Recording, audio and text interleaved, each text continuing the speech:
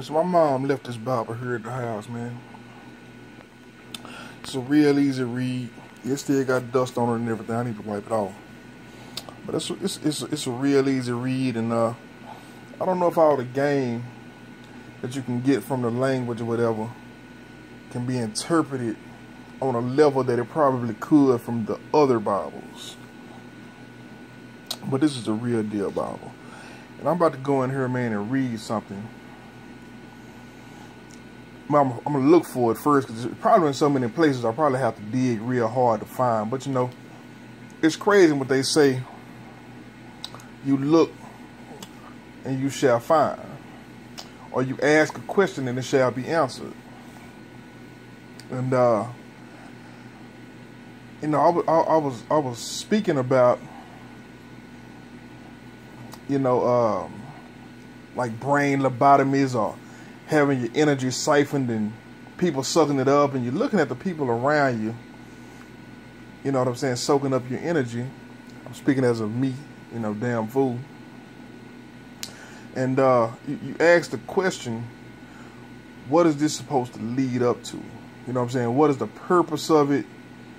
And, you know, because it's very overwhelming. It's like, it's taking a person that's naturally perfect. Like, I never had a jealous bone in my body. I'm an only child. You know, I grew up in a house pretty much to where my mom shared everything. Like, nothing was off limits. And so, you know, I just never really was hard up, you know what I'm saying, for attention or anything, to be honest with you. So I would have issues with when I would hear people that were jealous. I didn't really understand how deep the depths go, because I just always figured that, you know, you could choose to take things to a certain level, hateful jealousy, shit like that. So so it's this hidden hand that's going around and whispering in everybody's ear. So, hey, man,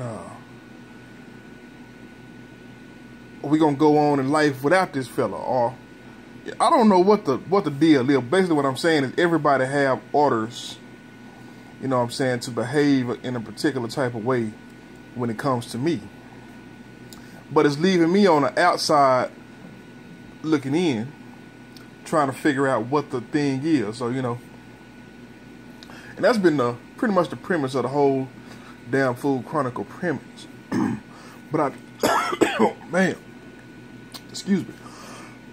I know the last time I chimed in, I had zeroed in on that, you know what I'm saying? Because I had pretty much lost, you know, pretty much had you know, had a little bit of a falling out with somebody I cared about a lot, or somebody I valued their company. I'll put it that way.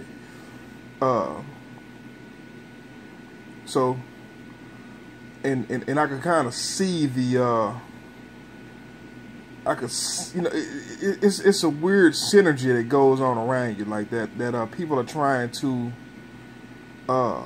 basically is trying to make you acknowledge that while your life is put on standstill and things aren't moving in a positive direction in your life, the people around you and the people that you once inspired are going to new levels.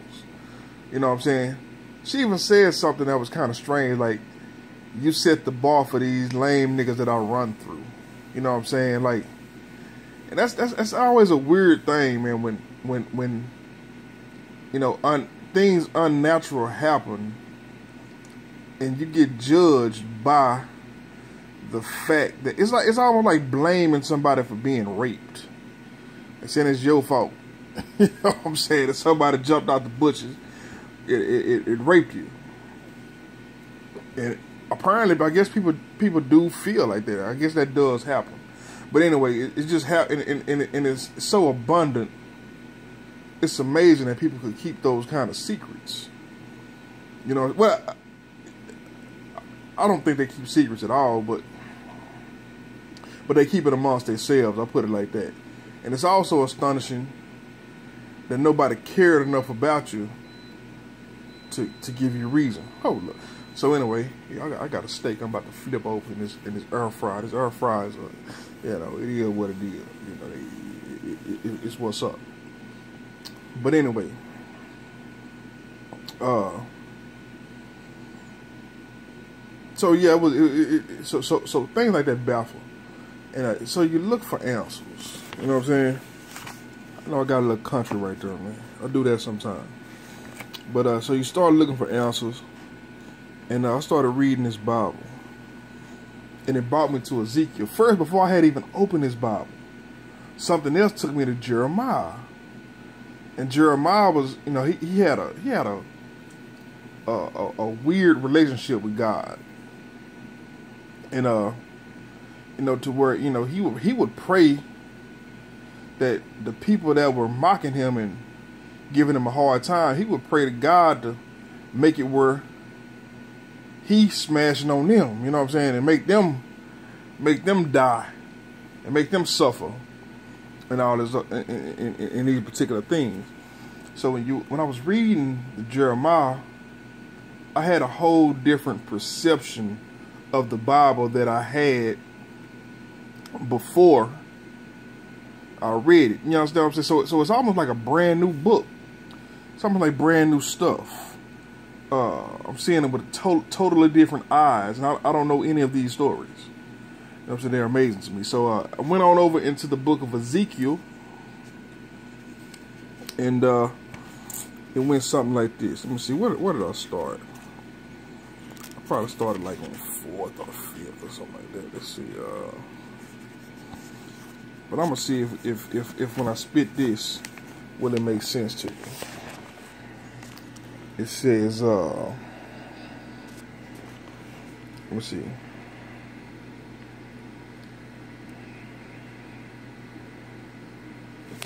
Okay, yeah, we're gonna start right here. But basically, in God's words, you know what I'm saying? He would say how he could take down a great man and raise up a non-great man as a promise to the non-great man, right? And what I was telling you, man, is you know, doing this whole process, it's very strange that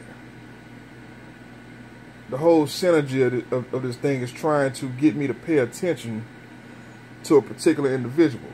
You know what I'm saying? That was very close to me growing up. You know, somewhat. You know, I consider them as a kid just somebody that I really like hanging out with, man. That you know, on some levels you'll say your best friend, but you know, as cats run the street, we don't use that kind of terminology. You know what I'm saying? So I just looked at him like a big brother. Put it like that, man. Just to save face for the story. And but my boy used to, he was so on top of game. Like the stuff that people are doing to me now, he was doing it back from the day I met him. Well, I would say for sure since about 94. You know what I'm saying? But I think since the day I met him, you know, he would tell me about this all-seeing eye, and how, you know, the world gonna only be a certain amount of people that's able to get money, and he gonna be one of them, and you know, something about this mark of the beast or 913, and he just said a bunch of stuff that I'm pretty sure some of it probably was over projecting. You know what I'm saying? But and I would hear, but I wouldn't hear because it was a little bit over my head. You know what I'm saying? It was and it wasn't even over my head because I was into conspiracy theories and stuff, but I was into it from a outside looking in standpoint. And he was giving it to me from an inside looking out. But you gotta remember, we flat ass broke. You know what I'm saying? So it wasn't correlating. You know what I'm saying? But they were always fun would always be, it's just interesting, man, when you're hanging out with your friends and making things happen. Everybody got their own plan, their own agenda. I had mine, and apparently he had his. But you know, it just got weird, man. I would hear my boy say stuff like he'd be talking about somebody else in general, a mutual friend.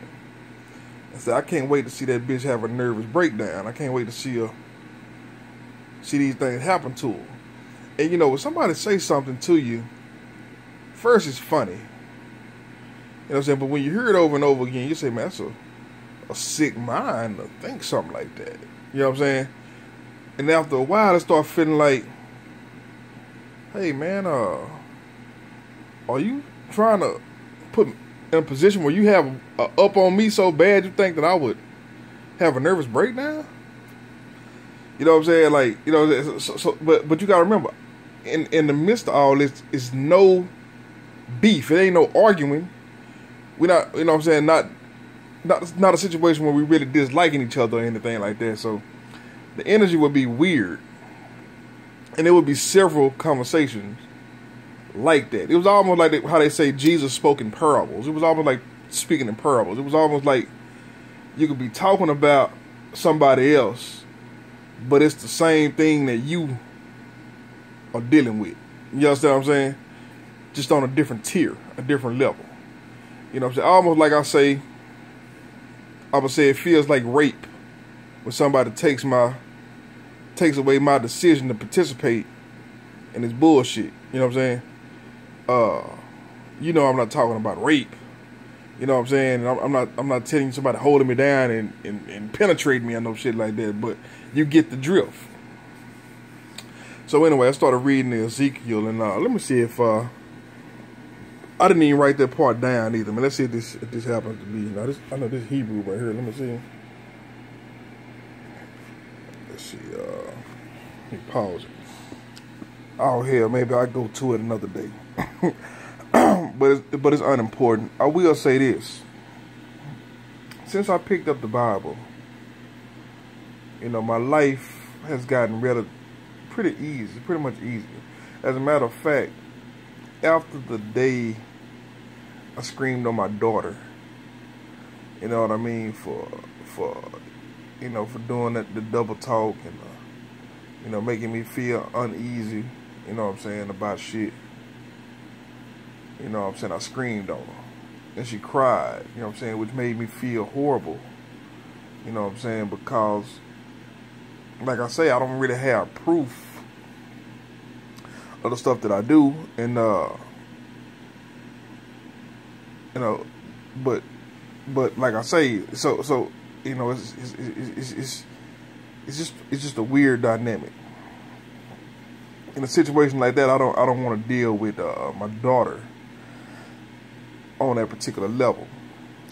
Go picture my baby when she was a kid. Let me show you something. I've been noticing like when I see people, man, like everybody had this particular pose, right? And let me get my steps of my godson out of there.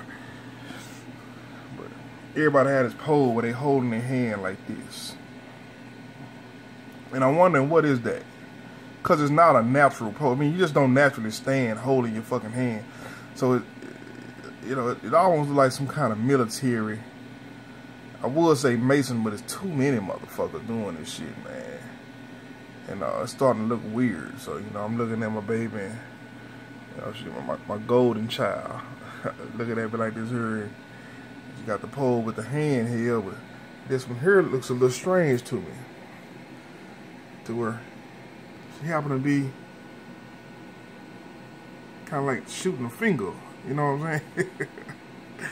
So, you know, it's so, you know, these pictures here, man, is a little funny. But, you know, I started noticing a lot of people had that particular pose. And I noticed that in that picture, which tripped me out. So, let me see. Yeah, my flow a little dirty, man. I'm in a fucked up part of half. Anyway, let me get up off here, man. I ain't really got nothing to offer today. I'm just rambling.